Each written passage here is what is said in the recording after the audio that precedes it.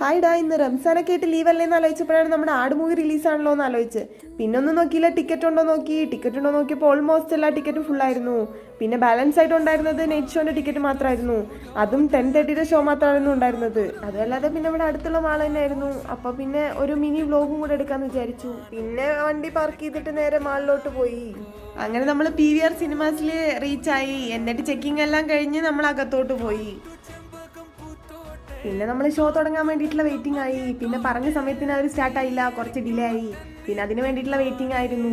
അങ്ങനെ നമ്മുടെ വെയിറ്റിംഗ് എല്ലാം അവസാനിച്ച് നമ്മുടെ ഡോർ ഓപ്പൺ ആയി ഗൈസ്. അപ്പം അങ്ങനെ നമ്മൾ ഉള്ളിലോട്ട് പോയി. പിന്നെ അങ്ങനെ ഉള്ളിൽ കയറി സീറ്റ് നമ്പർ എല്ലാം നോക്കി സീറ്റെല്ലാം കണ്ടുപിടിച്ച് മൂവി തുടങ്ങാൻ വേണ്ടിയിട്ടുള്ള വെയിറ്റിംഗ് ആയി.